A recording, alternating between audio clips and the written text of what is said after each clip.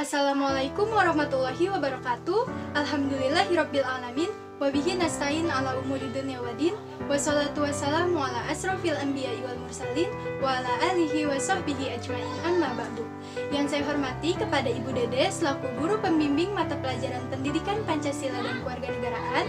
Saya sendiri Ajeng Sugihartati dari kelas 12 IX 1 yang akan mempresentasikan atau menjelaskan jawaban dari pertanyaan yang telah saya buat pada pembelajaran minggu yang lalu.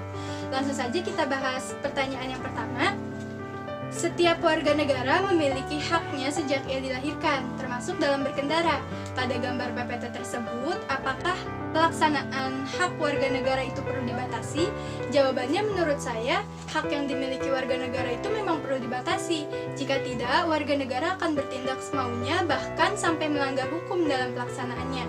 Seperti pada gambar PPT tersebut, banyak pengendara yang melanggar aturan lalu lintas, diantaranya tidak memakai helm, melewati garis berhenti di lampu merah, bahkan ada pengendara yang menginjak marka pejalan kaki. Dibatasinya hak warga negara itu karena adanya kewajiban yang harus dipatuhi oleh warga negara itu sendiri. Tujuannya untuk menghindari terjadinya pengingkaran kewajiban warga negara. Lanjut ke pertanyaan yang kedua. Berikan contoh hubungan antara nilai Pancasila dengan hak dan kewajiban warga negara. Di sini saya ngambil satu contoh nilai sila yang pertama, yaitu ketuhanan yang Maha Esa. Hubungan antara nilai sila yang pertama ini dengan hak warga negara adalah bahwa setiap warga negara itu berhak untuk memeluk agama yang ia yakini dan beribadah sesuai keyakinannya masing-masing. Sedangkan hubungannya dengan kewajiban warga negara, bahwa setiap warga negara itu harus memiliki sikap toleransi antar umat beragama dan tidak memaksakan keyakinannya kepada orang lain. Lanjut ke pertanyaan yang ketiga. Warga negara memiliki faktor yang menyebabkan terjadinya pelanggaran hak dan pengingkaran kewajiban. Jelaskan apa saja itu faktor-faktornya. Yang pertama, sikap egois dan mementingkan diri sendiri. Yang kedua, kesadaran berbangsa dan bernegara yang rendah. Yang ketiga, tidak toleransi dan penyalahgunaan kekuasaan. Lanjut ke pertanyaan yang keempat. Apa saja contoh pelanggaran hak dan pengingkaran kewajiban sebagai warga negara?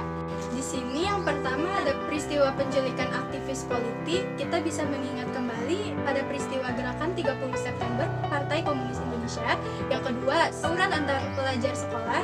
Yang ketiga, orang tua menganiaya anak. Yang keempat, demonstrasi dengan merusak sarana dan fasilitas umum. Dan yang kelima adalah pelanggaran aturan lalu lintas yang telah saya jelaskan pada pertanyaan sebelumnya. Pertanyaan yang terakhir, tindakan yang dapat dilakukan untuk menghindari terjadinya pelanggaran hak dan pengingkaran kewajiban adalah tindakan yang telah dilakukan oleh pemerintah untuk mencegah terjadinya pelanggaran hak dan pengingkaran kewajiban. Yang pertama, meratifikasi instrumen PBB tentang HAM. Yang kedua, Indonesia mengikuti organisasi ASEAN sehingga harus menjunjung tinggi hak asasi manusia. Yang ketiga, menjatuhkan hukuman bagi pelanggar HAM. Apa sih tindakan yang bisa dilakukan warga negara untuk mencegah terjadinya pelanggaran hak dan pengingkaran kewajiban?